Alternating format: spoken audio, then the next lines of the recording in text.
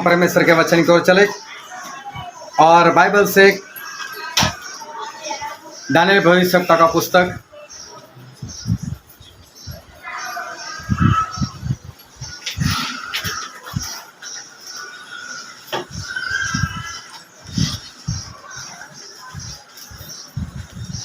दानियेल भविष्यवक्ता का पुस्तक उसका पहला अध्याय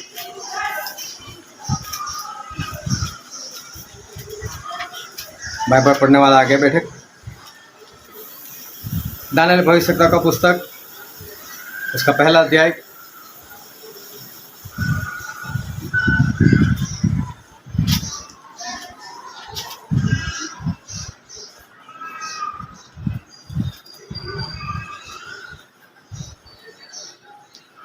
और हम पढ़ेंगे उसके 8 वचन से लेकर उसके 16 वचन तक।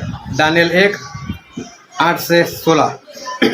परंतु दानियेल ने अपने मन में ठान लिया कि वह राजा का भोजन खाकर और उसके पीने का दाख मधु पीकर अपवित्र न होए, इसीलिए उसने खोजों के प्रधान से विनती की कि उसे अपवित्र न होना पड़े।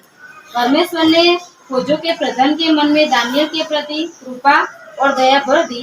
खोजों के प्रधान ने दानियेल से कहा, मैं अपने स्वामी राजा से डरता हूँ, क्योंकि तुम्हारा खाना पीना उसी ने ठहराया है।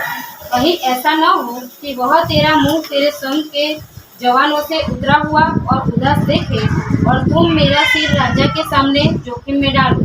और दानियेल ने उसे मुख्य से जिसको खोजों के प्रधान ने दानियेल, हनन्याह, मिशाएल और अजर्याह के ऊपर देखभाल करने के लिए नियुक्त किया था, कहा, मैं तुझसे विनती करता हूँ कि अपने दासों को 10 दिन तक जांच, हमारे खाने के लिए साग-पात और पीने के लिए पानी ही दिया जाए।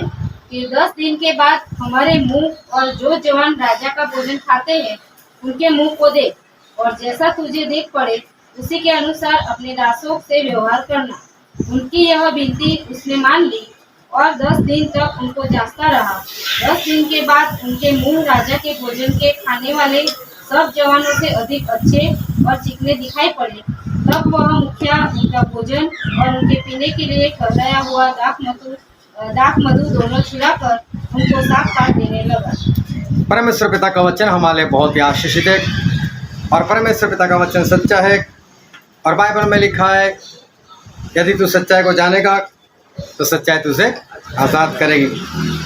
आज भी जब हम परमेश्वर की कृपा से इस जगह पर इकट्ठा हुए तो बहुत ध्यान से हम परमेश्वर के वचन को सुने, ताकि उसे हम ग्रहण कर सके और उसके अनुसार चलकर परमेश्वर के राज के वारिस बन सके। क्योंकि जैसे जैसे दिन बीतता जा रहा है तो हम लोग इस धरती के अंतिम हिस्से में और अंत के भी अंतिम हिस्से में हम पहुंच रहे हैं और बहुत जल्द प्रभु यीशु का आना, बहुत जल्द पवित्र आत्मा का काम का बंद होना, बहुत जल्द मसीह के विरुद्ध का उठना, ये सब होने वाला है। एक भाई साहब ने मुझसे बताया कि आप ये आखिरी दिनों की बात कर लोगों को डराते बहुत हो, बोले ऐसे डराते रहो। अभी पिछले दिनों में एक जगह पर मेला लगा हुआ था और वहाँ पर हिंडोला, वो चकडोल जो आती है, तो वो काफ़ी ऊंचाई के ऊपर जाती है। अब एक भाई साहब जो है उसमें बैठ गए। अभी जब वो गोल गोल घूमने लगी और जब ऊंचाई पर गई, ये भाई साहब बहुत डर गए और मालूम उनको शरीर में क्या परेशानी हुई क्या नहीं, लेकिन उनको उल्टी होने लगी और ये हिंडोला गोल गोल घूम रहा है और ये चालू में ऊपर से उल्टी कर रहे। जब खत्म हुआ तब उनको ऐसा लगा कि मेरी जान बच गई। अभी देखने जाओ तो ये हिंडोला तो इसलिए आता है कि लोग आनंद करते हैं, उसमें लोग रोमांचित हो जाते हैं और लोगों को अंदर बैठकर बहुत खुशी मिलती है। देखने जाओ तो खुशी की बात थी, लेकिन ये भाई साहब जब बैठे तब मालूम नहीं डर गए, जो भी है उनके लिए खुशी की बात नहीं रही। अभी देखो, वो जो भी हिंडोला वाला था उसने तो ऐसे काफ़ी अनुभव किए होंगे। मुझे तो ऐसा लगता है उसको टिकट देने से पहले उसे बता देना चाहिए, और जो भी आता है उसमें बैठने के लिए उस सभी को बता देना चाहिए कि भाई साहब आप ऐसे बैठ सकते हो, कभी पहले बैठे हो, और अगर आप ये सहन नहीं कर पाते तो मेहरबानी कर कर मत बैठो, ऐसा बोल देना चाहिए। वो नहीं बताता। अभी देखो, वो तो जिस तरह से बताया था वो आनंद की बात बताता है, लेकिन आनंद के पीछे सभी को तो आनंद नहीं मिला, किसी को तो दुख मिला, किसी को तो उल्टी हुई, किसी को तो चक्कर आने लगे। अभी अंतिम दिन है और मस्तिका विरोधी आने वाला है और पवित्र आत्मा का काम बंद होने वाला ही है। तो फिर अगर मैं नहीं बताता, मैं किसी को इस बारे में बोलता ही नहीं, तो फिर तो गलती मेरी है। तो चाहे किसी को लगे कि डराता रहता है, चाहे जो भी है, लेकिन मेरे फर्ज में जो आता है वो तो मुझे बताना ही पड़ेगा, क्योंकि ये सारी बातें जो है वो प्रकाशित वाक्य में परमेश्वर ने लिखी भी है। तो परमेश्वर ने नहीं देखा कि बातें अच्छी नहीं है तो मैं ना लिखूं, नहीं, परमेश्वर ने सारी बातें लिखी हुई, जो भी होने वाला है वो सब कुछ हमारे परमेश्वर ने लिखा हुआ है। मत्ती 24 और उसके 21वें वचन में परमेश्वर प्रभु से ऐसा कहा कि उस वक्त, मत्ती 24 और 21, उस वक्त इस धरती पर ऐसी विपत्ति आएगी कि धरती शुरू होने से लेकर उसके अंत तक ना कभी आई है ना कभी आने वाली है। अभी देखो, परमेश्वर खुद ऐसा बोल रहे, वो ऐसा क्लेश होगा, वो वैसी विपत्ति होगी कि ना पहले कभी आई है और ना उसके बाद में कभी आने वाली। तो देखो, परमेश्वर ने कितनी बड़ी बात बोल दी। जब दूसरा विश्व युद्ध हुआ था, उससे पहले पहले जो हिटलर था, उस हिटलर ने 60 लाख यहूदी लोगों को मार दिया था। 60 लाख यहूदी लोग। और यहूदी की उस वक्त जो प्रजा थी, उनकी जो गिनती थी, उनके 30% ये लोग थे। 30% लोगों को उसने ख़त्म कर दिया था। अभी सोचो कि हमारी कौम में से या हमारे भारत देश में से अचानक 30% लोग मर जाए, या तो कोई मार दे, कितनी बड़ी घटना होगी ना। और परमेश्वर बोलते जो आखिरी दिनों में होने वाला है वो तो पहले हुआ ही नहीं। इसका मतलब 60 लाख यहूदी को जो मार दिया, वो घटना भी कुछ भी नहीं, उससे भी भयानक घटना प्रभु से बोलते कि आखिरी दिनों में होगी, जब मसीह का विरोधी आएगा, जब पवित्र आत्मा का काम बंद हो जाएगा। हाँ, पवित्र आत्मा जितने में है उतने में रहेंगे, उनके अंदर काम करते भी रहेंगे। और मसीह का विरोधी आएगा तो बाइबल में लिखा है उसको ऐसा अधिकार मिला है कि वो पवित्र लोगों से लड़ाई करे, मतलब जिनके अंदर पवित्र आत्मा है ऐसे लोगों के साथ लड़े, वो उनको खत्म भी कर दे। देखो, ऐसे दिन आने वाले कि अगर हम परमेश्वर में अच्छी तरह से चल रहे, पवित्र आत्मा हमारे अंदर है, इस कारण से वो हमें मार देगा। उस वक्त कोई चमत्कार नहीं होने वाला। चमत्कार मेरे कहने का मतलब है कि जिसने प्रकाशित वाक्य लिखा वो यूहन्ना, उनको पहले जो सजा हुई थी, तो रोम के राजा ने उनको जो सजा दी थी, वो सजा ये थी कि उनको जहर पिला दिया था, कुछ नहीं हुआ उनको। फिर उबलते तेल की कढ़ाई में उनको फ्राई करने के लिए डाल दिया, तो अभी कुछ नहीं हुआ, मतलब चमत्कार हो गए। तो उस वक्त ऐसा कुछ नहीं होने वाला कि हमारे आगे मौत आ जाए और परमेश्वर ऐसा कुछ करे और परमेश्वर कोई चमत्कार करे और हमको उठा कर ले जाए और बचा ले। नहीं, बाइबल में लिखा उसको ऐसा अधिकार मिला हुआ है और वो पवित्र लोगों से लड़े और पवित्र लोगों को वो मार दे। फिर प्रकाशित वाक्य इसका 13 अध्याय और फिर उसके 14 वचन में लिखा है कि वो लोगों से कहेगा, जो उसका झूठा भविष्यवक्ता है, वो लोगों से कहेगा कि ये जो मसीह का विरोधी है उसकी मूर्ति बनाओ। कोई ये वचन पढ़ो तो, प्रकाशित वाक्य इसका 13 अध्याय उसका 14 वचन। उन चिन्हों के कारण जिन्हें उस पशु के सामने दिखाने का अधिकार उसे दिया गया था, वह पृथ्वी के रहने वालों को भरमाता था और पृथ्वी के रहने वालों से कहता था, और पृथ्वी के रहने वालों से कहता था कि जिस पशु की तलवार लगी थी वही जी गया है, उसकी मूर्ति बनाओ। देखो, पृथ्वी पर रहने वालों से कहेगा। हालेलुया। इस बात को समझना कि उस वक्त हम है तो हमारे लिए भी ऑर्डर है, परमेश्वर के लोग हैं तो उनके लिए भी ऑर्डर है कि क्या करो कि ये मसीह का जो विरोधी है उसकी मूर्ति बनाओ। देखो, संसार के लोगों से, इस जगत के लोगों से कहने वाला है, दुनिया वालों से कहने वाला है बनाओ इसकी मूर्ति, उसकी आज्ञा है। अभी उसका राज पूरे वर्ल्ड में फैला हुआ है। ऐसा नहीं कि वो मूर्ति बनाएगा, बोलेगा इसकी पूजा करो, लेकिन वो हमें कहेगा। अगर उस वक्त मसीह को मानने वाले हम सब लोग हैं या जितने भी हैं, उनके लिए भी ऑर्डर होगा। और देखो, वो लोग घर घर आकर वो आसानी से देख सकते हैं कि इसने मूर्ति बनाई है या नहीं बनाई है। हालेलुया।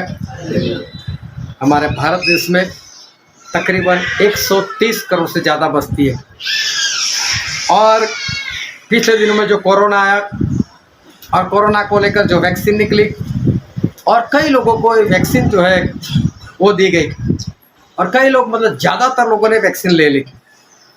और देखो, ऐसा लगता है कि इतने लोगों को ये लोग कैसे देखेंगे, कैसे इनके पास जाएंगे, कैसे लोग पता करेंगे।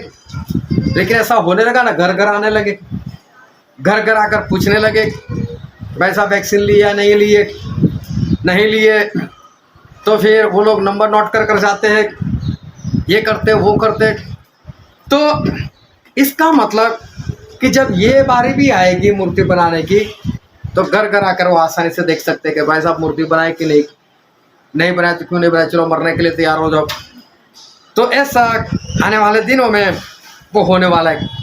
उस वक्त परमेश्वर के लोगों को क्या कहना है, क्या वो लोग उसको क्या बोले, हाँ भाई साहब अगले हफ्ते बना देंगे ऐसा, या कल बना लेंगे ऐसा, हाँ बना चुके ऐसा, क्या बोलना पड़ेगा उसको? उसको ये बोलना पड़ेगा मैं नहीं बनाने वाला, मेरा परिवार नहीं बनाएगा। उसको उस वक्त स्पष्ट ना कहना है। अगर वो हमको मारने के लिए आता है तो हमें तो उसके साथ लड़ाई करनी नहीं है, मरने के लिए भी है तो हमें क्या बोलना है, तैयार हो जाना है, कोई बात नहीं भाई साहब मार दे।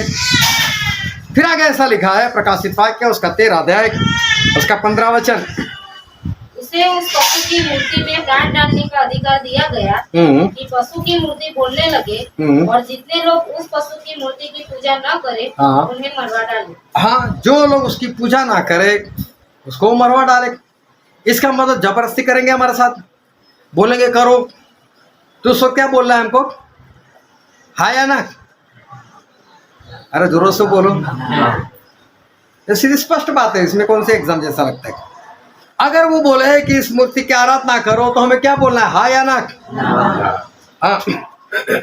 मानो ध्यान इधर उधर जाता है, इसके समस्या आ रही, कोई गर्दन हिला तो हिला ना बोलो, हमें देख करने से क्या फायदा।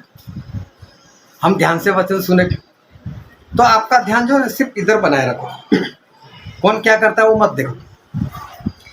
तो वो तो ये कहेगा कि इसकी आराधना करो, तो उस वक्त हमें उत्तर क्या देना है, नहीं, हम नहीं करेंगे, हम नहीं करेंगे।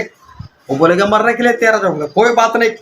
फिर आगे लिखा उसका 16 और 17 वचन, उसने छोटे बड़े, धनी कंगाल, स्वतंत्र दास, सबके दाहिने हाथ या उनके माथे पर एक एक छाप करा दी कि उसको छोड़ जिस पर छाप अर्थात उस पशु का नाम या उसके नाम का अंक हो अन्य कोई लेन देन न कर सके।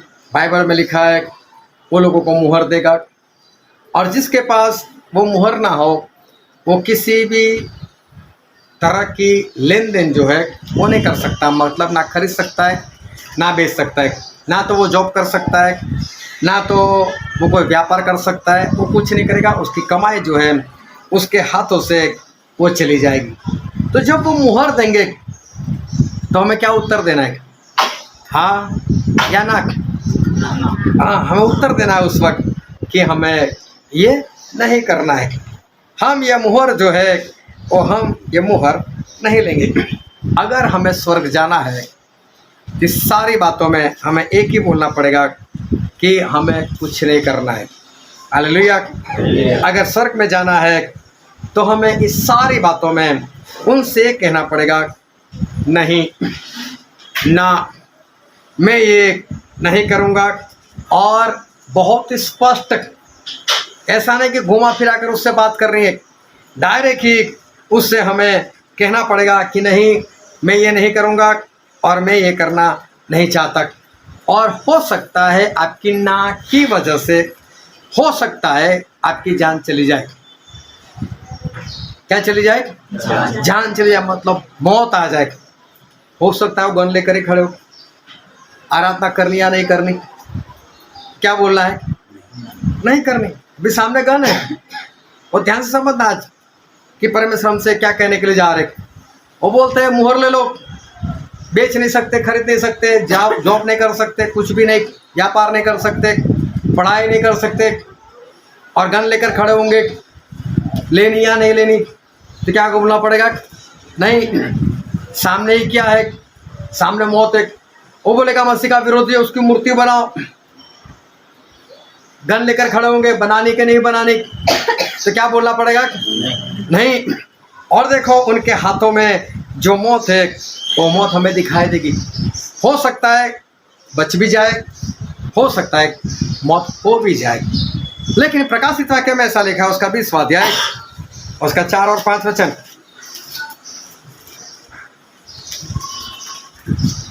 प्रकाशित वाक्य 20, 4 और 5। फिर मैंने सिंहासन देखे और उन पर लोग बैठ गए और उनको न्याय करने का अधिकार दिया गया। मैंने उनकी आत्माओं को भी देखा जिनके सिर यीशु की गवाही देने और परमेश्वर के वचन के कारण काटे गए थे, और जिन्होंने न उस पशु की और न उसकी मूर्ति की पूजा की थी और न उसकी छाप अपने माथे और हाथों पर ली थी। देखो ऐसे लोग जीवित हो गए जिन्होंने उस मसीह के विरोधी की मुहर ना अपने हाथ पर ली थी ना अपने सर के ऊपर ली थी। ऐसे लोग जीवित हो गए कि जिन्होंने उसकी मूर्ति की पूजा नहीं की थी, और इस कारण उनका गला जो है वो काट दिया गया था। हालेलुया। इसका मतलब इन लोगों ने क्या बोला होगा? नहीं, हमें नहीं करना है। और इस कारण क्या हुआ होगा? उनको मार दिया। लेकिन ऐसे लोग तो परमेश्वर के राज के लिए जिंदा हो गए थे, उनकी आत्मा वहां पर थी। हालेलुया। ये तो सारे स्वर्ग के लिए जो है वो बचाए गए, चाहे यहाँ पर मर गए लेकिन वहां पर वो बचाए गए। ऐसी नौबत आखिरी दिनों में आने वाली है। आज का जो मैसेज है वो आखिरी दिनों के ऊपर नहीं है, लेकिन आखिरी दिनों में ऐसा कुछ होने वाला है। और ऐसा कुछ मतलब जैसा हमने पढ़ा वैसा ही। लेकिन अभी जब हम शांति से बैठे तो हो सकता है आपकी निगाह में ना आ रहा हो कि कैसी भयानकता होगी, लेकिन सामने गन होगी और आपको कहा जाएगा करते हो या नहीं करते। और अगर आपने ना बोल दिया तो हो सकता है वो मार दे, हो सकता है आपको छोड़ भी दे, लेकिन मरने की संभावना ज़्यादा है। लेकिन ऐसे सारे लोग जो है वो बचाए जाएंगे। जब परमेश्वर का दास यूसुफ वो 17 साल के थे, और तब उनको परमेश्वर ने एक विज़न बताया, और परमेश्वर ने उनको सपने से एक बात की, और सपने के जरिए परमेश्वर ने यूसुफ को ऐसा बताया कि यूसुफ, मैं तुझे तेरे भाई और तेरे माता पिता से भी ऊंचाई के ऊपर लेकर जाऊंगा। परमेश्वर ने उनके लिए बहुत बड़ी योजना बनाई थी, और ये योजना उनके माता पिता को और साथ में जो उनके भाई लोग थे सभी लोगों को पता थी। और इस कारण उनके भाई लोग जो थे वो यूसुफ से जलन रखते थे, और एक बार जब उनके भाई लोग कहीं पर भेड़ बकरी चरा रहे थे और यूसुफ के जो पिता थे उन्होंने यूसुफ को भेजा कि यूसुफ तू जाकर देख कर आ कि तेरे भाई लोग कहाँ पर है, क्या कर रहे हैं, किस तरह से जीवन जी रहे, जा उनकी खबर लेकर आ। और जब यूसुफ वो खबर लेने के लिए गए तब ऐसा हुआ था कि ये लोग ने दूर से यूसुफ को देखा तो बोले तो वो आया रहा है, सपना देखने वाला, हमसे ऊंचाई के ऊपर जाने वाला वो हमारा भाई आ रहा है, बोले इसको मार देते, इसको ख़त्म कर देते और फिर देखते इसका सपने का क्या होता है। लेकिन एक भाई आगे आया और उससे बोला कि नहीं हमको मारना नहीं है, लेकिन उसको खड्डे में डाल दो। उसको खड्डे में डाल दिया गया। उसके बाद वहाँ से निकाल कर जब इस्माइली लोग वहाँ से जा रहे थे तो उनके हाथ उनको बेच दिए गए और उनको बेच देने के बाद ऐसा हुआ कि वो लोग उसको मिस्र देश में ले गए और वहाँ पर जाकर वो पोटीफर नाम का जो इंसान था, जो वहाँ का जो राजा था फिरौन, और उसके जो बॉडीगार्ड होते थे उनका मुखिया था, तो उसने यूसुफ को देखा और यूसुफ को वो अपने घर लेकर खरीद कर लेकर गया और अपने घर में उसको गुलाम बना दिया। और वहाँ पर मालूम नहीं कितनी गुलामी हुई, लेकिन गुलामी करते करते पोटीफर ने देखा यूसुफ अच्छा है और उसके साथ उसके परमेश्वर है, तो उसने अपने घर की सारी संपत्ति जो थी उसके हाथों में कर दी और बोले सभी की देखभाल जो है वो तू ही किया कर। और फिर यूसुफ के हाथ में ये सारी देखभाल जो है वो आई। लेकिन ये जो पोटीफर था उसकी पत्नी जो थी उसने इस यूसुफ को देखा और उसने इस यूसुफ के ऊपर बुरी निगाह जो है वो व्यभिचार के लिए उसने डाली। और बाइबल में एक वचन हम पढ़ते हैं, उत्पत्ति का पुस्तक उसका 39:39। हालेलुया। उत्पत्ति 39 और कोई पढ़ो उसका 7 और 8 वचन। इन बातों के पश्चात ऐसा हुआ कि उसके स्वामी की पत्नी ने यूसुफ की ओर आंख लगाई और कहा मेरे साथ सो। पर उसने अस्वीकार करते हुए अपने स्वामी की पत्नी से कहा सुन, जो कुछ इस घर में है मेरे हाथ में है, उसे मेरा स्वामी कुछ नहीं जानता और उसने अपना सब कुछ मेरे हाथ में सौंप दिया है। यहाँ पर लिखा है कि जो पोटीफर की पत्नी थी वो व्यभिचार के लिए इस यूसुफ को उकसाती थी और बोलती थी कि तू मेरे साथ व्यभिचार कर। लेकिन यूसुफ एक जवान लड़का और इस बात से वो दूर भाग रहा है और वो मना कर रहा है कि नहीं मैं तेरे साथ ऐसा कुछ नहीं करूँगा। तेरा जो मालिक है, तेरा जो पति है, उसने मेरे ऊपर इतना विश्वास किया है कि इस घर में कितना सोना है चांदी है उसको नहीं मालूम, मुझे मालूम है, और उसने सब कुछ मेरे हवाले कर दिया है सिवा कि तू उसकी पत्नी है, तू मुझे नहीं दिया मेरे हवाले में, बाकी सब कुछ मेरे हवाले में, मैं तेरे साथ कुछ नहीं कर सकता। फिर आगे पढ़ो उसका 10वां वचन। और ऐसा हुआ कि वह प्रतिदिन यूसुफ से बातें करती रही और उसने उसकी न मानी कि उसके पास लेटे या उसके संग रहे। देखो हर रोज ऐसा लिखा है। सिर्फ कल्पना करना, एक जवान लड़का और एक खूबसूरत लड़की, वो भी शादीशुदा, एक जवान लड़के से बार बार उसे उकसा रही है कि तू मेरे साथ व्यभिचार कर, तू मेरे साथ व्यभिचार कर। और ऐसा नहीं भी होता तो भी लोग पाप में पड़ते हैं। तो यहाँ तो पाप में गिरने की पूरी संभावना है, 100% संभावना है। लेकिन यूसुफ जो है वो इसकी बातों में नहीं फंस रहा है।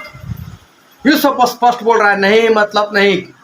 ये हर रोज पीछे पड़ जाती थी, हर रोज, एक दिन की बात नहीं है कि एक दिन यूसुफ ने अपने आप को बचा लिया है, 2 दिन की बात नहीं है कि यूसुफ ने 2 दिन बचा लिया। हर रोज ये स्त्री जो है वो यूसुफ के पीछे वो पड़ जाती थी। फिर पढ़ो उसका 11 और 12 वचन। एक दिन क्या हुआ कि यूसुफ अपना कामकाज करने के लिए घर में गया और घर के सेवकों में से कोई भी घर के अंदर न था। तब उस स्त्री ने उसका वस्त्र पकड़कर कहा मेरे साथ सो, और वह अपना वस्त्र उसके हाथ में छोड़कर भागा और बाहर निकल गया। हालेलुया। आखिर में तो स्त्री ने सारी हद पार कर दी।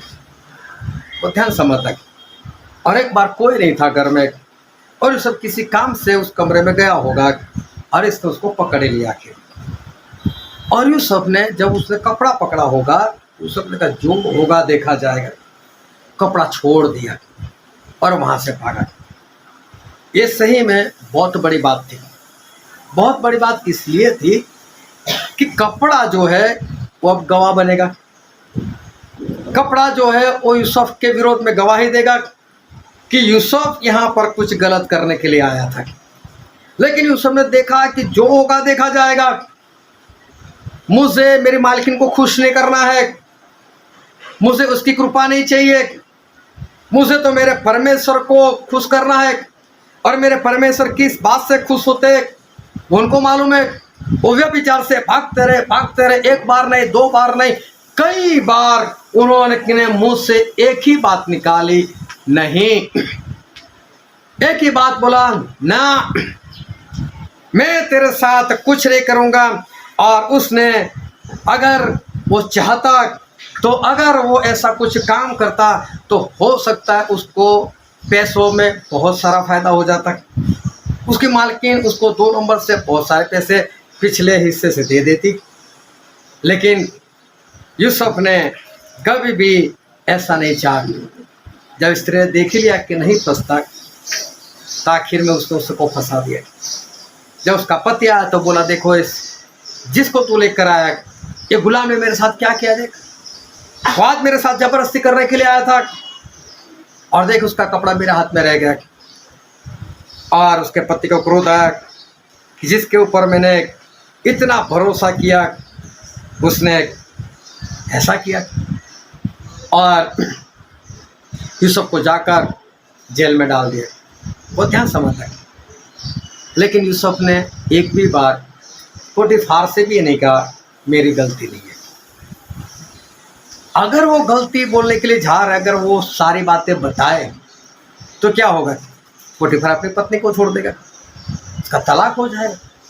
जिस स्त्री ने इसको फंसाया उस स्त्री के बारे में अभी भी अच्छा सोच रहा है, अपने मालिक के लिए भी अच्छा सोच रहे। उन दोनों का तलाक ये यूसुफ जो है वो यूसुफ नहीं चाहते। यूसुफ क्यों ऐसी बातों से बच गए, क्यों यूसुफ जो है वो अपने आप को इस बात में संभाल पाए, उसका कारण क्या है? उनका अपना एक स्टैंडर्ड, अपना एक आदर्श, अपना एक स्वभाव। मैं मसीह में हूँ, मैं परमेश्वर में जीवन जीता हूँ, मैं विश्वासी हूँ, मेरा जीवन ऐसा ही होना चाहिए। बहुत ध्यान समझना, हमारा एक आदर्श होना चाहिए, हमारा एक लक्ष्य होना चाहिए। मैं कैसे जीवन जीता हूँ, मैं किस में जीवन जीता हूँ, मैं किसके पीछे चल पड़ा हूँ, तो मेरा जीवन क्या होना चाहिए, मेरा आदर्श क्या होना चाहिए, मेरा स्वभाव क्या होना चाहिए, वो इंसान को पता होना चाहिए। मुझे कौन सा काम कर रहा है, कौन सा काम नहीं कर रहा है, कौन से काम से मेरे परमेश्वर खुश होते हैं, कौन से काम से मेरे परमेश्वर नाराज होते हैं, वो उसको पता होना चाहिए।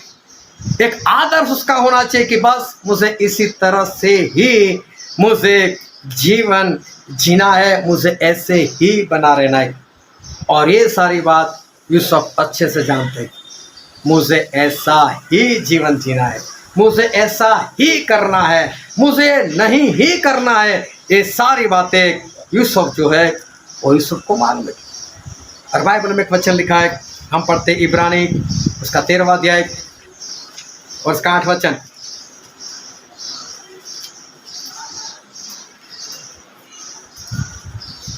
इब्रानी 13 का 8।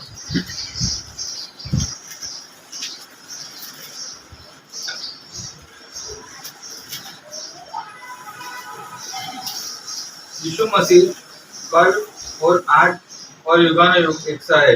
यहाँ पर लिखा है कि प्रभु यीशु कल, आज और युगानुयुग एक से ही है। मतलब वचन ये कहना चाहता है कि यीशु मसीह कभी नहीं बदलते। अभी कभी नहीं बदलने का मतलब क्या होता है?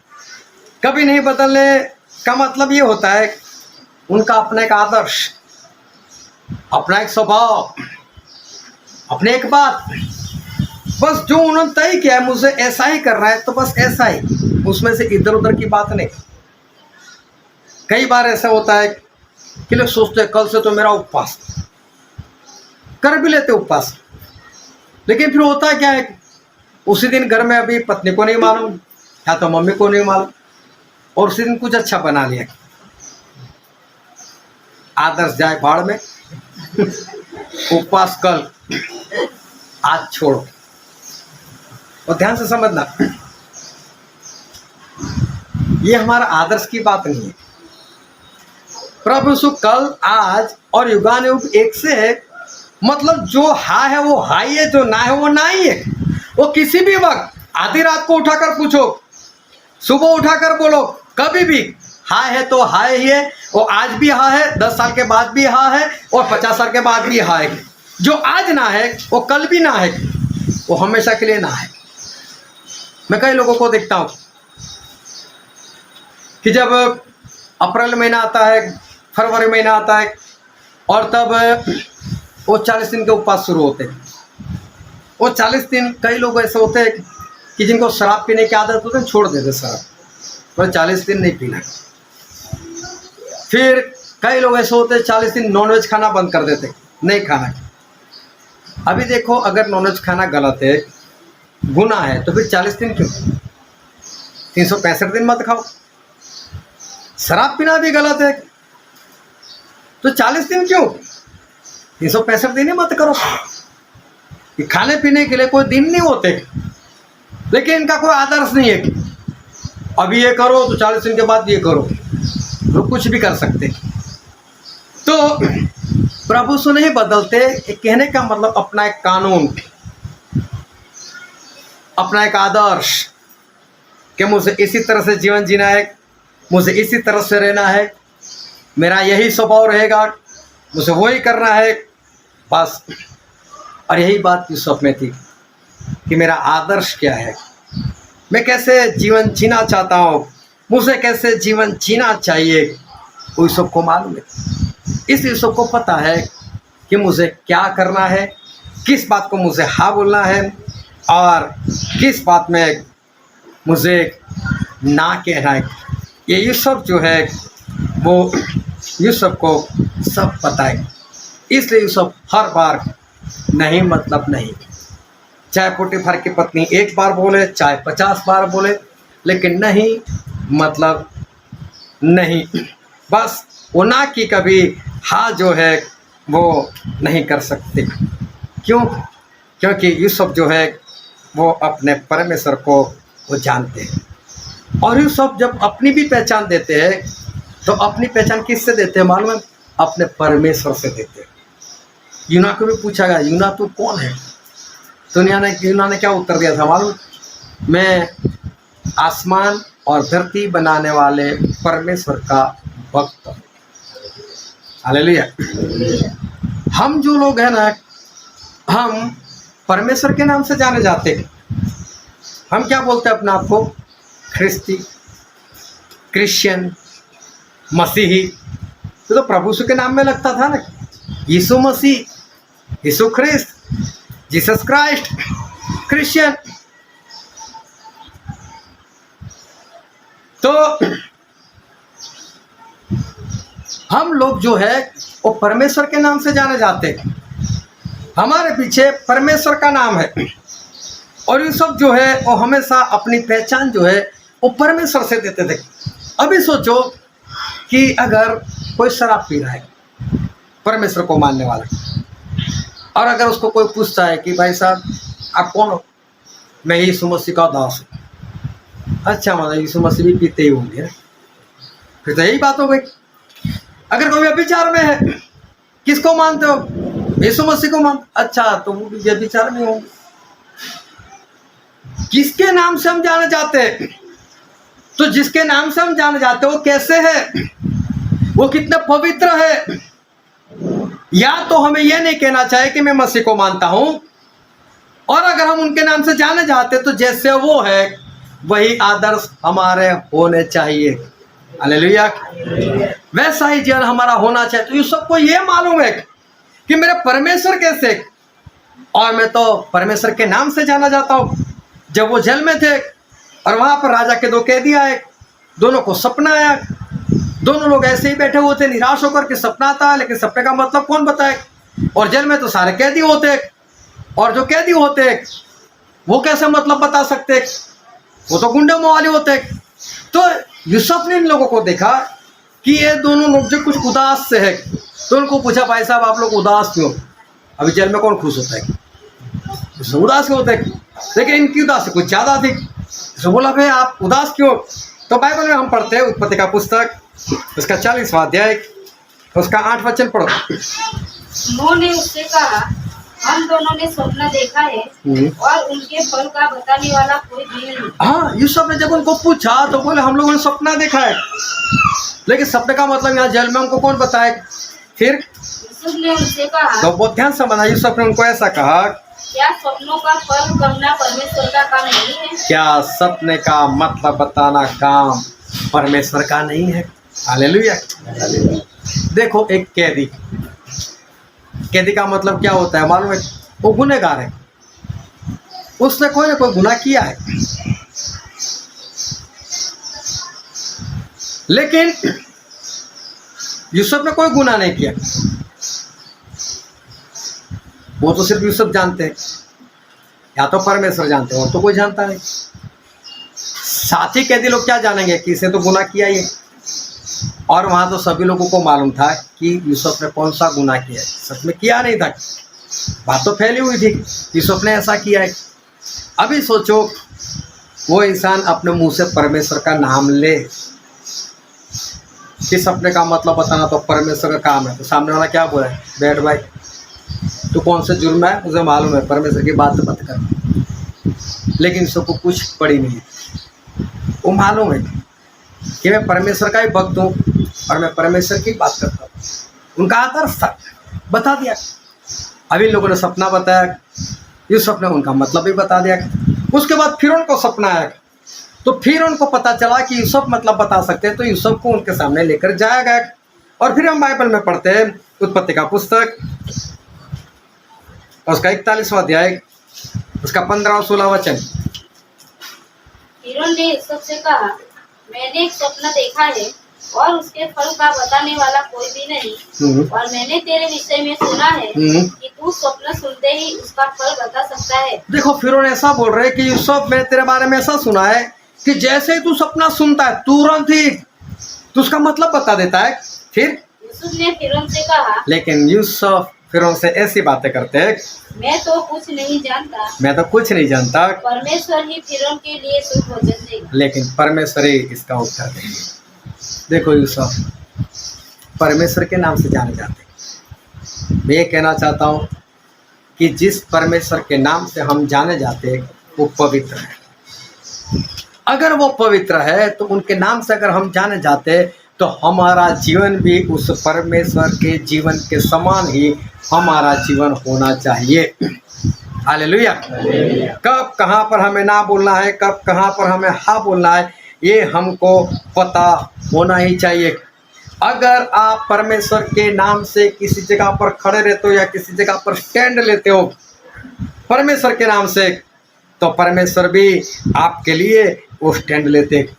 देखो, उस वक्त जब हर बार वो पोटीफर की पत्नी यूसुफ को बार बार बोलती थी, मेरे साथ सो जा, मेरे साथ सो जा, मेरे साथ व्यभिचार कर, वो देखने में खूबसूरत, सब कुछ अच्छा होगा और पैसों का भी फायदा होने वाला था। लेकिन यूसुफ ने अपने परमेश्वर के कारण, अपने आदर्श के कारण, नहीं, मैं जिस परमेश्वर को मानता हूँ वो आदर्श परमेश्वर है, वो सच्चे परमेश्वर है, और जिस परमेश्वर को मैं मानता हूँ उनमें व्यभिचार नहीं है, तो मेरे अंदर नहीं आना चाहिए। वो बिंदा से बोलता है, नहीं नहीं नहीं। खतरा तो था, वो फंसा सकती थी, फंसा भी दिया, लेकिन परमेश्वर के नाम से स्टैंड लिया, जो होगा लेकिन मेरा परमेश्वर। हालेलुया। तो परमेश्वर भी यूसुफ के साथ खड़े रहे।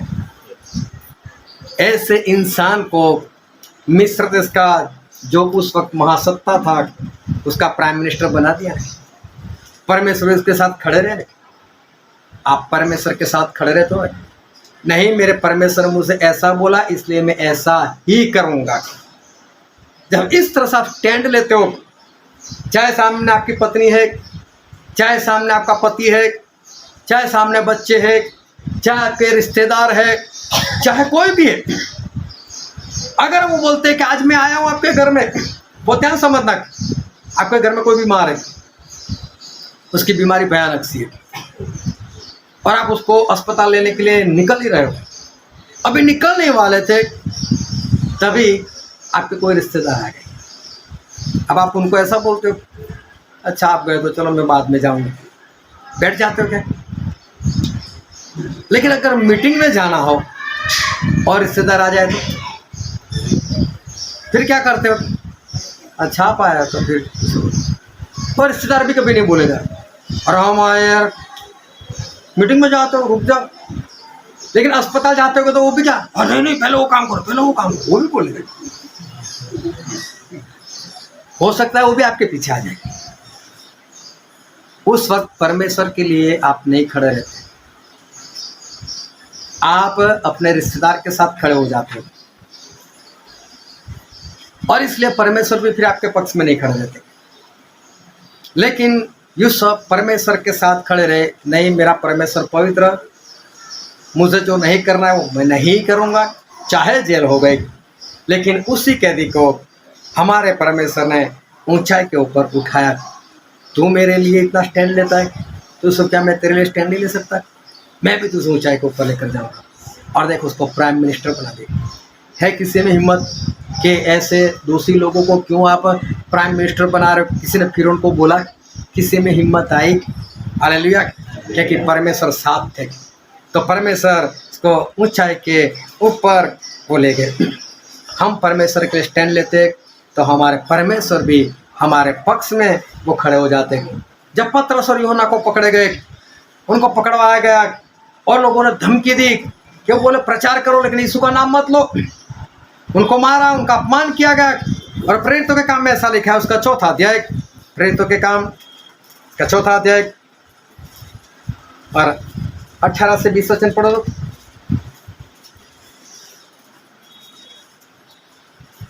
तब उन्हें बुलाया और चुनौती देकर यह कहा कि यीशु के नाम से कुछ भी न बोलना और न सिखलाना। परंतु पतरस और यूहन्ना ने उनको उत्तर दिया कि तुम ही न्याय करो कि क्या यह परमेश्वर के निकट भला है कि हम परमेश्वर की बात से बढ़कर तुम्हारी बात माने। देखो कितना स्पष्ट बोल दिया, ये लोग उनको मार सकते, ये लोग उनको खत्म कर सकते, और बोला कि देखो प्रचार करो, यीशु का नाम मत लेना। कर निकल सकते थे लोग, हाँ कोई बात नहीं कोई बात नहीं, निकल सकते थे।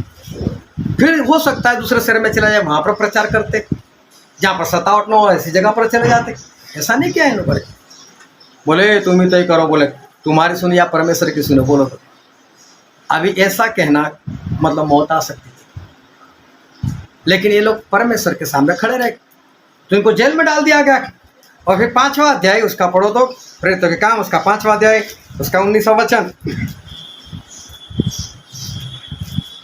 परंतु रात को प्रभु के एक स्वर्गदूत ने बंदी गृह के द्वार खोलकर उन्हें बाहर लाकर कहा। हाँ देखो इनको बाहर निकाल दिया। ये लोग जब परमेश्वर के नाम से खड़े रहे, जो होगा देखा जाएगा, तो जेल में डाल दिया इनको। तो जेल में डाला तो क्या हुआ था? परमेश्वर ने क्या छोड़ दिया?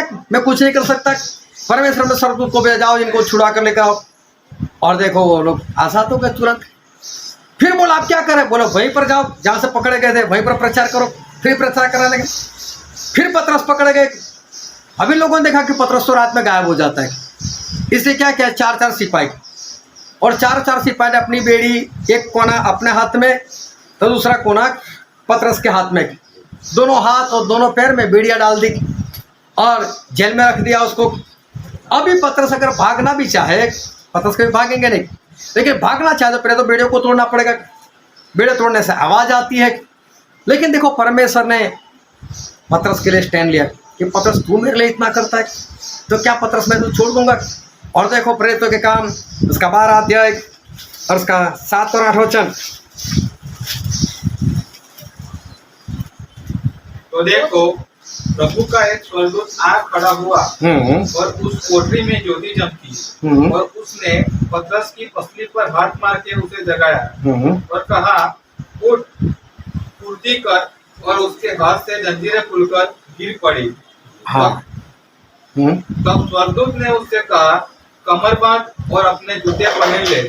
उसने वैसा ही किया। देखो अभी ध्यान समझ कि जब पतरस परमेश्वर के स्टैंड दे रहे तो परमेश्वर भी ले रहे और परमेश्वर स्वर्गदूतों को भेजा वो जाओ उसको छुड़ा कर लेकर आ। ये दूसरी बार जेल में से छुड़ा दिए। हालेलुया।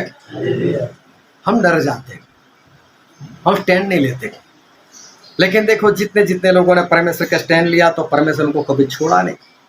एक बार नबूकदनेस्सर नाम का जो राजा था उसने बड़ी मूर्ति बना ली। मूर्ति बनाकर बोला कि इसकी पूजा करो, और बोले जो कोई इसकी पूजा नहीं करेगा तो बोले उसको आग की भट्टी में डाल दिया जाएगा। आग की भट्टी भी सुलगा दी। और उस वक्त 3 लोग हनान्याह, मिसाएल और अजर्याह जो दानियेल के मित्र थे, ये तीनों पकड़े गए। जब ये तीनों पकड़े गए तो उनको राजा के पास लेकर आए और राजा बड़ा क्रोध में था कि बोले मैंने जो आदेश दिया आप लोग मानते नहीं उसको। तो बोले कोई बात नहीं, एक मौका देता हूँ। जब सितार बजने लगे, जब बाजे बजने लगे तो बोले आप लोग जाओ और उस मूर्ति की पूजा करो, और अगर नहीं करोगे तो मेरे हाथों से उस आग की भट्टी से बचा सके ऐसा कोई परमेश्वर बोले है। राजा ने बोल दिया कोई ऐसा नहीं है कि तुम्हें बचा सके। लेकिन बाइबल में ऐसा लिखा है, हम पढ़ते दानियेल भविष्यवक्ता का पुस्तक उसका 3रा अध्याय उसका 16, 17 और 18 वचन। शद्रक, मेशक और अबेदनगो ने राजा से कहा, हे नबूकदनेस्सर, इस विषय में तुझे उत्तर देने का हमें कुछ प्रयोजन नहीं जान पड़ता। तो सबसे पहले तो ये बोल देते हैं कि राजा तू ऐसा पूछ रहा है कि कौन परमेश्वर बचा सकता है, तो सही में इनको उत्तर देना है। तो ये लोग क्या बोल रहे हैं मालूम है? सबसे पहले तो हमको ऐसा है तुझे उत्तर भी क्या दे, बोले नहीं दे रहा तुझे उत्तर जा। लेकिन फिर भी कहाँ तेरा अपमान करना, चल दे ही देते उत्तर। और क्या उत्तर दिया? हमारा परमेश्वर जिसकी हम उपासना करते हैं, हाँ, वह हमको उस धधकते हुए भट्ठे की आग से बचाने की शक्ति रखता है। देखो जिस परमेश्वर को हम मानते हैं, राजा को स्पष्ट बोल रहे हैं, राजा सुन ले, जिस परमेश्वर को हम मानते हैं उस परमेश्वर में इतनी शक्ति है कि तू धधकती आग में भी हमें डाल दे, उसमें से हमें जिंदा बाहर निकाल सकता है। ऐसा हमारा परमेश्वर है। फिर वरन हे राजा, लेकिन हे राजा, वह हमें तेरे हाथ से भी छुड़ा सकता है, परंतु यदि नहीं, लेकिन अगर हमारे परमेश्वर हमको ना भी छुड़ाया, हम मर भी जाए, तो हे राजा, तुझे मालूम हो कि हम लोग तेरे देवता की उपासना नहीं करेंगे, लेकिन फिर भी हम तेरी बनाई हुई मूर्ति की पूजा तो नहीं ही करेंगे। हालेलुया। कितनी बड़ी बात। देखो एक और आग जल रही है, सामने भट्टी है, भट्टी दिखाई देती है, और यहाँ पर बोला जाता है या तो पूजा करो या तो जलकर मर जाओ। और देखो ये लोग कितने बिंदास से बात कर रहे, कोई बात नहीं, पहले तो हम उत्तर देना ही नहीं चाहते, लेकिन चल दे देते तुझे उत्तर राजा। इतने लोगों के बीच में तेरा अपमान नहीं कर रहे, बोल देते कि हमारे परमेश्वर इस धधकती आग से हमको बचा सकते हैं, लेकिन अगर ना भी बचाना चाहे तो कोई बात नहीं, हम मर जाएंगे, लेकिन इसकी तो पूजा नहीं ही करेंगे। कलेजा चाहिए इसके लिए, बड़ा दिल चाहिए, बड़ी हिम्मत चाहिए, सामने मौत दिखती है और इस तरह से बात करने के लिए। लेकिन अगर स्वर्ग जाना है तो क्या होगा, करना ही पड़ेगा। हालेलुया। ऐसे दिन आने वाले, लेकिन पहले भी ऐसे दिन आ चुके। और देखो राजा का क्रोध इतना भड़क उठा, राजा ने बोला 7 गुना भट्टी को तपाओ और जलाया उसको। 3 पहलवानों को बोला इनको उठाओ, डाल दो उनको आग की भट्टी में। जैसे इन लोगों ने आग की भट्टी में डाल दिए, बाहर जो डालने वाले थे वो बाहर ही झुलस गए, बाहर ही खत्म हो गए। लेकिन बाइबल में ऐसा लिखा, हम पढ़ते हैं दानियेल भविष्यवक्ता का पुस्तक उसका 3रा अध्याय और 24 और 25 वचन। तब नबूकदनेस्सर राजा अचंभित हुआ। हाँ, जब इनको अंदर डाल दिया गए तो प्रभु यीशु वहां पर उतर आए आग के अंदर। हालेलुया। वो ध्यान समझना, ये मत सोचो कि सामने मौत है, ये सोचो कि मेरा परमेश्वर बचा सकते हैं। अगर यहाँ पर नहीं तो वहां पर तो बचने ही वाले, चाहे यहाँ पर नहीं बचे तो कोई बात नहीं, लेकिन वहां स्वर्ग के लिए तो हम बच ही गए। तो परमेश्वर यहाँ बचाना चाहे तो यहाँ पर भी बचेंगे, और नहीं बचे तो वहां पर तो हम बचने ही वाले। और देखो क्या हुआ, आग के अंदर एक चौथा व्यक्ति दिखाई दिया, और ये जो नबूकदनेस्सर है, मालूम नहीं भट्टी कैसे बनाई होगी, लेकिन बाहर से उसको दिखाई देता है। और अपनी आंखें ऐसे ऐसे कर कर देख रहा है, 3 डाले थे, 3 डाले थे, 4 कैसे दिखाई देते, कहीं आंखों में कुछ गड़बड़ी तो नहीं हो गई। और चौथा तो बोले परमेश्वर के पुत्र के समान दिखाई देता है। पढ़ो तो आगे क्या लिखा है। और घबरा कर उठ खड़ा हुआ और अपने मंत्रियों से पूछने लगा, क्या हमने उस आग के बीच 3 ही पुरुष बंधे हुए नहीं डलवाए? उन्होंने राजा को उत्तर दिया, हाँ राजा, सच बात है। फिर उसने कहा, अब मैं देखता हूँ कि 4 पुरुष आग के बीच खुले हुए टहल रहे हैं और उनको कुछ भी हानि नहीं पहुँची, और चौथे पुरुष का स्वरूप ईश्वर के पुत्र के सदस्य है। हालेलुया। इन लोगों ने परमेश्वर के लिए स्टैंड लिया, तो परमेश्वर ने उनके लिए स्टैंड लिया। परमेश्वर आ गए उनको बचाने के लिए। और कहाँ पर आए? देखो, आग की भट्टी से पहले भी बचा सकते थे, नहीं, जाने दिया, कोई बात नहीं, जाओ। आज मैं अनुभव करवाता हूँ तुमको आग कैसी लगती है। आज अगर सतरक में से अबेदनगो को यहाँ पर आ जाए और उनको बोलो कि आग कैसी लगती है, तो क्या बोलेंगे? आग में ठंडी लगती है। वो तो यही बोलेंगे। और नहीं यार, आग तो जलाती है, लेकिन वो लोग क्या बोलेंगे? नहीं, आग कैसी है? ठंडी है। उनका अनुभव कुछ और है। अगर हम परमेश्वर के स्टैंड लेते तो परमेश्वर भी स्टैंड लेते हैं। फिर आगे पढ़ो उसका 28वां वचन, 3 का 28। नबूकदनेस्सर कहने लगा, धन्य है शद्रक, मेशक और अबेदनगो का परमेश्वर। हाँ, धन्य है परमेश्वर, बोले इनका परमेश्वर आशीषित है। हाँ, जिसने अपना दूध बेचकर अपने इन दासों को इसलिए बचाया क्योंकि इन्होंने राजा की आज्ञा न मानकर उसी पर भरोसा रखा। हालेलुया। और राजा कबूल करते, बोले मेरी आज्ञा नहीं मानेंगे और अपने परमेश्वर की आज्ञा माने। तो बोले ऐसा परमेश्वर है कौन कौन की आज्ञा मानो बचाने के लिए आ जाए? बोले यही परमेश्वर है। देखो, हमारे परमेश्वर ऐसे वैसे नहीं, कब ना बोलना है वो हमें पता होना चाहिए। सामने मौत थी और लोग क्या सोचते, कोई बात नहीं है, करके हट जाने का, फिर परमेश्वर दयालु है, माफ़ी मांग लेना, मिल जाएगी माफ़ी। लेकिन सही में तो परमेश्वर के लिए हमें स्टैंड लेना चाहिए। और जो वचन आज हमने पढ़ा था दानिएल भविष्यवक्ता का पुस्तक, उसका 1 अध्याय और 8 से लेकर 16 वचन जो है वो हमने पढ़ा था। अब हुआ ऐसा था कि नबूकदनेस्सर नाम का राजा, उसने पूरी दुनिया जीत ली। बस आखिर में इज़राइल बाकी था, तो इज़राइल को भी जीत लिया और इज़राइल लोगों को गुलाम बनाकर वो अपने देश में ले गया। और उस वक्त ये दानिएल और उसके 3 मित्र हनान्याह, मिशाएल, अज़ारिया, ये सारे लोग गुलाम बनाए हुए उस नबूकदनेस्सर के साथ ले जाए गए। लेकिन ये दिखने में अच्छे थे और राजा को ऐसे लोग चाहिए थे अपने राज्य के अंदर कि जो दिखने में खूबसूरत हो, जिनका दिमाग अच्छा चलता हो, जिसमें ज्ञान हो, ज्ञानी लगते हो। तो ऐसे लोगों को वो अपने राज के अंदर कुछ काम देना चाहते थे, अपने कारोबार के लिए, अपना राज चलाने के लिए। तो उसमें इन 4 लोगों को भी गिनती हुई। और भी होंगे इज़राइल के लोग, लेकिन बाइबल में 4 लोगों का नाम लिखा है, दानिएल, हनान्याह, मिशाएल और अज़ारिया। अभी वहाँ का जो खोजा था, जिसका काम ये था कि ऐसे लोगों को राजा के काम के लिए तैयार करना, तो उनको क्या करना होता था कि राजा का खाना दिया जाता था। अभी देखो, हम हमारे घर में कितना भी अच्छा खाते हो, लेकिन अगर राजा के घर में अगर खाना हो तो फिर 2-4 आइटम थोड़ी ना होगी, फिर वहाँ तो कितने आइटम होगी। एक बार मैं किसी की मीटिंग में गया था, मीटिंग रखी थी एक्सप्रेस होटल में, और मैं वहाँ पर चला गया। लंच के वक्त जब खाना आया तो खाना रखा गया था टेबल के ऊपर। मैं टेबल देखा तो जो पूरा घर है उसके पूरी गोलाई में, और इतनी सारी आइटम कि हमें इतना बड़ा थाल लेना पड़ेगा अगर इतनी लेनी है, थोड़ी सी इतनी आइटम रखी हुई थी। मैं बोला इतना तो खाएंगे भी कैसे। मैंने बोला छोड़, कुछ खाना ही नहीं। मैं 4 और मेरे घूम कर आया, बोला इसमें मेरी पसंद की आइटम कौन कौन सी, बस उतना देखो, बाकी जो खाते रहते उसको छोड़ो, रोटी खाते रहते, चावल खाते रहते, जो भी दाल वगैरह खाते रहते उसको छोड़ो।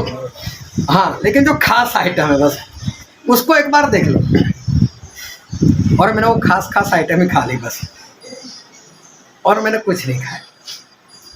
मतलब राजा का खाना होता है ना, तो अंदर से मन होता है। कभी किसी की शादी का इनविटेशन आता है और हमको मालूम होता है कि उसका घर कैसा है, उसके पास पैसे कैसे हैं, तो हमें पता है वहाँ पर खाने में मज़ा आएगा। शादी चाहे कैसी भी, उससे लेना देना नहीं, खाने में मज़ा आ जाएगा। और उसमें भी लड़कियों को देखो, अगर पानी पूरी वहाँ पर स्टार्टिंग में, हाँ देखो खुश, तो खाना अच्छा होता है ना, और बड़े लोगों का खाना होता है तो पता ही चलता अच्छा ही है, खाने को मन करता। अभी राजा का खाना है, लेकिन ये परमेश्वर को मानने वाले लोग, और ये नबूकदनेस्सर किसी और देवता को मानने वाले। बस होगा कुछ ऐसा है कि कुछ चढ़ाया हो या कुछ जादू टोना किया होगा, वो ऐसा खाना था। और साथ में इनको शराब भी दी जाती थी। क्यों? ताकि वो लोग अच्छे से खा पी सके, हजम कर सके, हट्टे कट्टे दिख सके, गोरे लाल दिख सके, और उनका दिमाग भी तेज हो। लेकिन दानियल ने ऐसा बोला, खोजा को बोला कर, देख भाई जो कर, जैसी भी ट्रीटमेंट है हमारे साथ, सब हम तैयार। खाना नहीं खाना हमको, ये खाना हम नहीं खाएंगे। बोला मैं सिंपल सा देख। बोले सिंपल मतलब? बोले सब्जी पत्ते, ये पत्ता गोभी है, फूल गोभी, बस ये सब खिलाया करना, और पीने के लिए सिर्फ पानी देना। अभी क्या, उस वक्त ये दानियल जो थे ना, वो सिर्फ 15 साल के थे। अभी सोचे 15 साल का लड़का, उसको खाने का तो कितना शौक होता है। 40 के बाद ऐसा होता है यार बहुत भारी हो जाएगा, हाँ। लेकिन 15 साल के लड़के को दिन में 5 बार भारी खाना खिलाओ, 5 बार खाना जाएगा। उसको भागते रहना, दौड़ते रहना, उछलते रहना, उसको सारा हजम हो जाता है, उसका पेट नहीं बढ़ता है। ये 15 साल का लड़का ये ऐसा बोल रहा है कि मुझे राजा का खाना नहीं खाना। सोचो क्यों?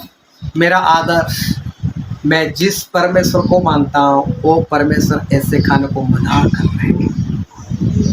अब इसको मना करना मतलब राजा की आज्ञा नहीं मानना।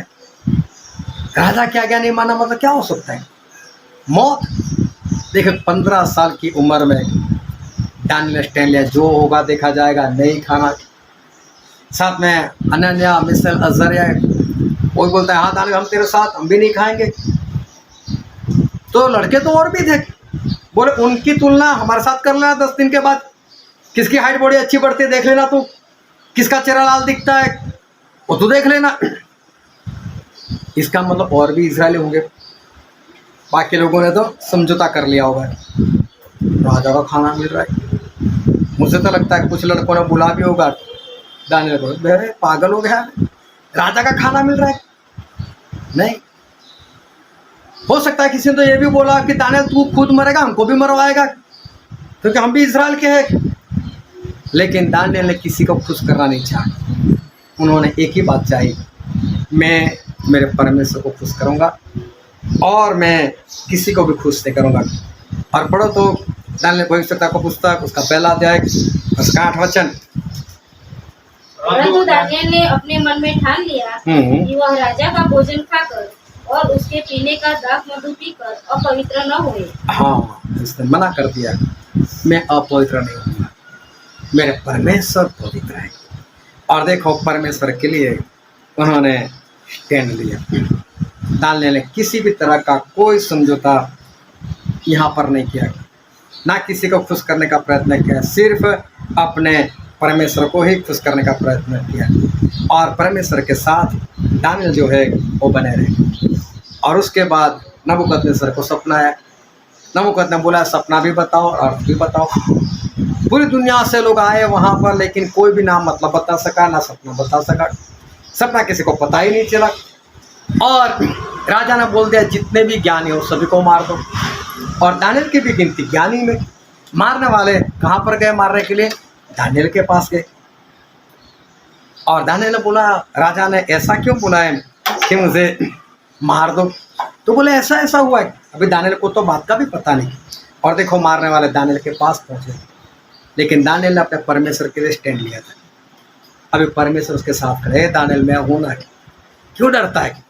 और दानियल ने राजा को बोला राजा मुझे वक्त दो, मैं आज रात प्रार्थना करता हूँ, कल आपका सपना भी बता दूंगा उसका अर्थ भी बता दूंगा। और फिर दानियल की पुस्तक में लिखा है उसका 2 अध्याय और उसका 19 वचन। तब वह भेद दानियल को रात के समय दर्शन के द्वारा प्रकट किया गया। तब दानियल ने स्वर्ग के परमेश्वर का यह कहकर धन्यवाद किया, परमेश्वर का नाम युगानुयुग धन्य है, क्योंकि बुद्धि और पराक्रम उसके है। अभी देखो क्या हुआ, दानियल को परमेश्वर ने सपना भी बता दिया और साथ में मतलब भी बता दिया। हालेलुया। अगर परमेश्वर के लिए हम खड़े रहते हैं ना, अगर परमेश्वर के लिए हम स्टैंड लेते हैं ना, तो हमारे परमेश्वर भी हमारे स्टैंड लेते। क्या दानियल को मरने दिया? दानियल नहीं मरे, दानियल नहीं मरे, नबूकदनेस्सर मर गया, उसका बेटा भी मर गया और भी राजा है, लेकिन दानियल अभी भी वो जिंदा है। इतना ही नहीं, सपना बताया, मतलब बताया, तो राजा ने मालूम है दानियल को पूरी ऊंचाई के ऊपर लेकर उसको एक बड़ा ओहदा दे दिया, एक बड़ा स्थान उसको दे दिया। और दानियल ने बोला कि मेरे 3 मित्र है, उसको भी तो कुछ जॉब दे दो, उनको भी जॉब दिला दी। देखो दानियल कहाँ से कहाँ पहुँच गए। कारण क्या था? उन्होंने परमेश्वर के लिए स्टैंड लिया, तो परमेश्वर ने भी उसके लिए स्टैंड लिया। उसके बाद चलते चलते एक और राजा आया, दारा राजा। और दारा राजा और दानियल जो थे उसमें मित्रता थी, ये दोनों मित्र थे। मगर दारा राजा को जब पता चला कि ये दानियल जो है वो बहुत ही बुद्धि वाला है, उसके साथ परमेश्वर रहते, तो उसने उसको मित्र बना लिया। बोला तू मेरा मित्र, ये नहीं बोला मैं राजा तू मेरा नौकर। और अपने बात की जो पोस्ट थी वो दानियल को दारा राजा ने भी दे दी। अभी दारा राजा और दानियल जो है वो मित्र है, और उस वक्त कुछ लोग वो दानियल के विरोध में काम करना चाहते थे। तो उन्होंने राजा को क्या बोला, राजा आप ये ऐसा करते 30 दिन तक सब आपकी पूजा करनी और किसी की नहीं पूजा करनी, और जो कोई आपको छोड़कर किसी और की पूजा करे तो वो उसको सिंहों के बिल में डाल दिया जाए। अभी राजा को क्या मालूम ये लोग दानियल को फंसाने का प्रयत्न कर रहे हैं। बोले कोई बात नहीं, करो ऐसा। कानून बना दिया, मोहर लगा दी और राजा ने साइन कर दिया। अभी दानियल को पता चला साइन हो गया है, तो दानियल दारा के पास जा सकते थे और दारा को बोल सकते थे कि दारा ये कानून वापस ले, ये मुझे फंसाने के लिए किया है, और ऐसा हो जाता है। दानियल ने ऐसा नहीं किया। दानियल पहले जैसे करते थे वैसे ही दिन में 3 बार जो खिड़की यरूशलेम की ओर खुलती थी उसे खोलकर, क्योंकि सुलेमान राजा ने ऐसा बोला था कहीं पर आप मंदिर में चले जाओ तो वहाँ से यरूशलेम की ओर देखकर प्रार्थना करना। तो उन्होंने वो खिड़की खोली जो हर रोज करते थे, इस बार बंद नहीं की क्योंकि हर रोज खुली रखते थे, उसी ओर देखकर प्रार्थना कर। इस बार भी 3 बार प्रार्थना की, दानियल पकड़े गए। देखो दानियल एक भी बार राजा को ये नहीं बोला राजा मुझे किसी भी तरह से बचा लो। राजा ने बहुत प्रयत्न किए, लेकिन लोग राजा के ऊपर आ गए, राजा हमारे कानून बदलते नहीं। एक बार बोल दिया तो बोल दिया इसको डालना ही पड़ेगा, बोले। राजा बोलते ठीक है चलो डाली तो इसको। और देखो जो दानियल का मित्र था उस राजा ने बोल दिया कि दानियल को जो है वो उसमें सिंहों के बिल में उसको डाल दिया जाएगा। अभी देखने जाओ तो ये राजा दानियल का मित्र है, करीबी रिश्ता है। दानियल ने अपने मित्रों को भी खुश करने का प्रयत्न नहीं किया। मेरा परमेश्वर पहले तो नाराज होता है तो कल होता है तो आज हो जा, आज होता है तो आज हो जा, कोई बात नहीं। उन्होंने राजा को, अपने मित्र को खुश करने का प्रयत्न नहीं किया, लेकिन सबसे पहला स्थान उन्होंने परमेश्वर को दिया। और देखो मना कर दिया कि चाहे राजा है चाहे मेरा मित्र है, लेकिन मैं उसकी पूजा नहीं करूँगा। और देखो दानियल की पुस्तक में लिखा उसका 6 अध्याय उसका 22 वचन। मेरे परमेश्वर ने अपना दूध भेजकर सिंहों के मुंह को ऐसा बंद कर रखा कि उन्होंने मेरी कुछ भी हानि नहीं की। दानियल को तो राजा ने बोल दिया कि इसको डाल ही दो सिंहों के बिल में, और दानियल को डाल भी दिए गए। दानियल ने बचने का कोई प्रयत्न नहीं किया, लेकिन दानियल ने जब परमेश्वर के लिए स्टैंड लिया तो परमेश्वर ने भी दानियल के लिए स्टैंड लिया। मैं आता हूँ तो अकेले मत जा सिंहों के बिल में, मैं भी आता हूँ पीछे। और परमेश्वर दानियल से पहले पहुँच गए। सभी सिंह को बोल दिया क्या सिंह का अगर मुंह बंद कर दो आपका ही मुंह बंद कर दो, चलो। अगर कोई आपका मुंह बंद कर दो, आप क्या करोगे? बैठे रहोगे। जब आपका मुंह बंद कर तभी आप बोलने का प्रयत्न करोगे। अब इस सिंह के मुंह बंद कर दो, खा नहीं सकते, चलो पंजा तो मार सकते, डालने का बचना तो नामुमकिन है। ये सही में मुंह बंद करना जो लिखा है उसका मतलब ये नहीं कि मुंह बंद किया, परमेश्वर ने किसी तरह का मुंह बंद नहीं किया था, बस उनको ऑर्डर दिया मेरा दास आ रहा है, पूरी रात उसकी देखभाल करना। वो राजा का मित्र है, अच्छे बेड पर सोता है, और आज इसमें यहाँ पर उसको नींद नहीं आने वाली। सभी लोग सो जाना और अपने ऊपर दानियल को सुला देना, बस बोलकर चले गए। और सारे जैसे आए सारे सिंह ऐसे ही सो गए। दानियल ऊपर आ जा भाई, हमारे ऊपर तू सो जा शांति से, तुझे नींद आना जरूरी है। ये है हमारे परमेश्वर। हमारे परमेश्वर के लिए अगर हम स्टैंड लेते तो हमारे परमेश्वर में स्टैंड लेते। राजा सुबह सुबह पहुंच गया, उसको कहीं ना कहीं ऐसा कि इसका जो परमेश्वर वो सही में है तो बढ़िया। ए दानियल, क्या तेरे परमेश्वर ने बचाया? बोले हाँ, मेरे परमेश्वर का मुंह बंद कर दिया। बोला आ जा अभी बाहर, और इसको बाहर निकाल दिया गया। जब परमेश्वर के लिए दानियल ने स्टैंड लिया तो हमारे परमेश्वर ने भी स्टैंड लिया। कहाँ पर आपको हाँ बोलना है परमेश्वर के लिए और कहाँ पर ना बोलना है, वो आपको सीखने की ज़रूरत है। अगर आप परमेश्वर के लिए स्टैंड लेते हो तो हमारे परमेश्वर जो है वो पक्का आपके लिए वो स्टैंड लेंगे। परमेश्वर के साथ खड़ा रहना सीखो। ज़्यादातर ऐसा होता है, लोग डर जाते हैं, रिश्तेदार अरे मेरे साथ संबंध नहीं रखेंगे तो मैं इसकी शादी में नहीं जाऊंगा, और मेरे साथ ऐसा हो जाएगा तो, अगर मेरे बेटे की शादी होगी, मेरे बेटे की शादी तब वो लोग नहीं आएंगे तो, अरे इनके घर में दफन हो, कोई मर चुका है, दफन करना है, अरे अगर मैं नहीं गया तो मेरे घर में कोई मर जाएगा, तब ये नहीं आएगा तो क्या होगा। ज़्यादातर लोग जो है वो परमेश्वर के लिए स्टैंड नहीं लेते। और बहुत ध्यान समझना, अगर परमेश्वर के स्टैंड नहीं लोगे तो परमेश्वर भी आपके लिए स्टैंड नहीं लेने वाले। दयालु कृपालु सब भूल जाओ, परमेश्वर का अपना भी एक आदर्श है। आदम और हवा ने जो फल नहीं खाना था वो खा लिया, उनको ना बोलनी चाहिए थी, वहाँ पर उन्होंने हाँ बोल दिया, उन्होंने फल खा लिया। तो परमेश्वर ऐसा बोला कोई बात नहीं, आदम मैं तो जानता हूँ तुझको मिट्टी का बना हुआ है, अरे आदम मैं तो जानता हूँ तू कमजोरी है, अरे स्त्री मैं तुझे जानता हूँ तू कमजोर है, चाहे कोई बात नहीं मैं तुझे क्षमा करता हूँ। क्या बोला निकलो यहाँ से। ये लोग परमेश्वर के साथ नहीं खड़े तो परमेश्वर भी उनके साथ नहीं। चलो निकलो यहाँ से, एदन बाग को खाली करो। एदन बाग मतलब स्वर्ग। अगर परमेश्वर के साथ आप नहीं खड़े रहोगे तो परमेश्वर भी आपके साथ नहीं खड़े रहने वाले। हालेलुया। लेकिन परमेश्वर के पक्ष में खड़े रहो तो परमेश्वर भी आपके पक्ष में वो खड़े रहने वाले।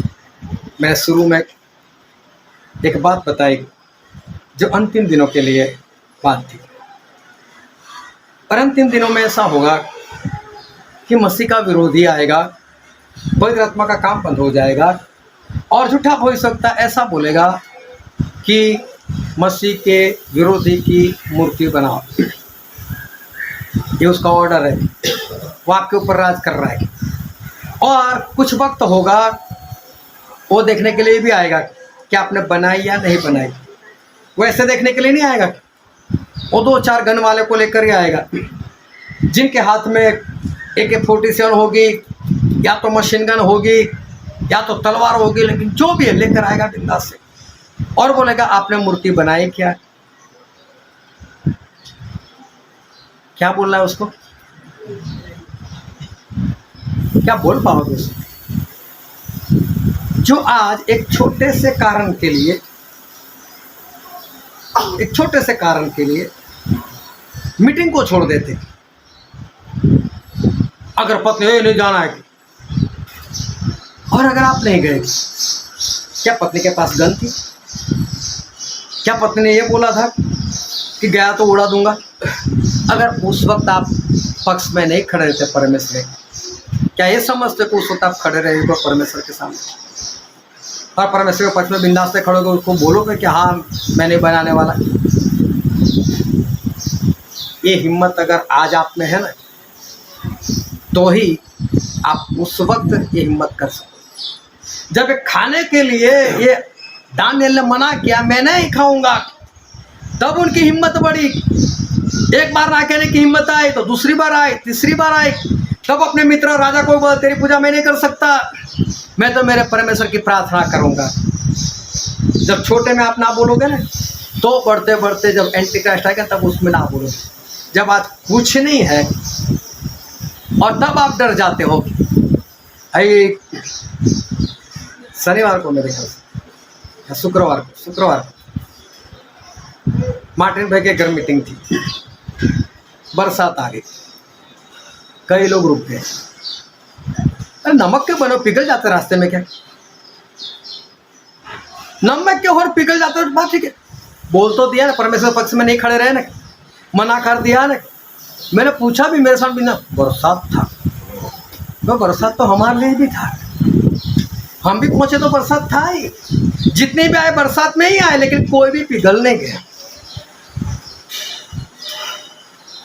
अगर इतने में जो डरते, भूल जाना कि उस वक्त आप परमेश्वर के पक्ष में खड़े रह सकते हैं। मैं बहुत स्पष्ट कहता हूँ, आज अगर आप में ताकत नहीं है, सोचो कि आपके घर में कोई बीमार होता, उसको खून की जरूरत होती है और आप पर निकलते और बरसात होता, तो बरसात आ गया थोड़ी उसको खून कल चढ़ाएंगे, करते ऐसा? तो इसका मतलब परमेश्वर को आप जानते क्या हो? परमेश्वर की पवित्रता को जानते क्या हो? यूसुफ इसलिए ना बोल रहा है कि मेरा परमेश्वर पवित्र है। स्त्री तू चाहे कितनी भी खुश है, भाग यहां से, नहीं होगा मेरे से। परमेश्वर को जानते, दानियल अपने परमेश्वर को जाने, मेरा आदर से मेरा परमेश्वर से मैं नहीं कर सकता, मतलब नहीं करूंगा, जा मैं खाना नहीं खाऊंगा तो नहीं खाऊंगा, चाहे कितना भी स्वादिष्ट क्यों ना हो। नहीं प्रार्थना करेगा, खा लेने का, सारे श्राप टूट जाते। परमेश्वर को अधिकार दिया, सारे खुराक को शुद्ध कर दो। प्रभु ने बोला, मैंने सारे खुराक को शुद्ध कर दिया। आप आज नहीं कर सकते, उस वक्त नहीं कर पाओगे। जो भी करना है आज से करना शुरू करो। अगर आज नहीं कर सकते हैं तो मैं पक्का बोलता हूं कि उस वक्त आप नाश में जाने ही वाले हो। अभी तैयार हो जाओ। क्या करेंगे आपके माता पिता, क्या करेंगे आपके भाई बहन, क्या करेगा आपका पति और पत्नी? क्या उनके पास स्वर्ग और नरक का अधिकार है? क्या परमेश्वर के पक्ष में खड़ा रहना चाहिए। चाहे आपकी पत्नी बोले मैं भाग जाऊंगी, परमेश्वर ऐसा पैर में मारेंगे ना, बिस्तर से उठ भी नहीं पाएंगे, क्योंकि आप परमेश्वर के पक्ष में खड़े, तो परमेश्वर भी आपके पक्ष में खड़े रहेंगे। हाँ, मैं स्पष्ट बोलता हूँ। अगर आपका पति मना करता है तो उसको भी परमेश्वर डाल देंगे बिस्तर में, क्योंकि आप परमेश्वर के पक्ष में खड़े रहते हो। मेरे पुत्र को, मेरी पुत्री को डराने वाला है। लेकिन अगर आप डर जाते हो तो समझ लेना कि उस वक्त आप कुछ नहीं कर पाओगे। जितने जितने लोग परमेश्वर के पक्ष में खड़े रहे, परमेश्वर उनके पक्ष में, चाहे आग थी चाहे सिंह थे, परमेश्वर उनके पास आए। आप जहाँ भी होंगे परमेश्वर आपके पास आएंगे। आपकी पत्नी को, आपके पति को भी दिखा देंगे मैं इसके साथ। मत डरो आज, लेकिन परमेश्वर के लिए और परमेश्वर के पक्ष में खड़े रहने के लिए ताकत और बल प्राप्त करो। आज सही फैसला लो, तो कल जब सही में ऐसी बात आएगी तब आप वही फैसला कर पाओगे जो आपको सही में करना चाहिए। लेकिन आज नहीं कर पाते तो गन को देख कर ऐसे ही आप बोलने वाले, अरे यहाँ पर आने की क्या जरूरत थी, मैं लेकर आने वाला था मुर्गी आपके घर, क्या बात करते हो? किसी और के लिए भी बनाए तो बोल देना, मैं 2-4 बना कर लेकर आऊँगा। अरे आराधना में अकेला क्या, मैं पूरा परिवार करेंगे हम लोग। अरे वो तो आपकी, ये तो हमारा मालिक है, हमारा राजा है। बाइबल में भी लिखा है कि जो अपना अधिकार है उसका अधीन रहो, तो हम भी अधीन रहेंगे। बहुत सारी बातें हो जाएंगी। अगर आज डरते हो तो कल भी डरोगे। और इसलिए आज ही से हौसला पकड़ो, परमेश्वर के पक्ष में खड़े रहो। मौत दिखती आती नहीं, हमारे परमेश्वर ऐसे वैसे नहीं, हमारे परमेश्वर को बचाते। हालेलुया। आओ हमारे आंखों को बंद करें।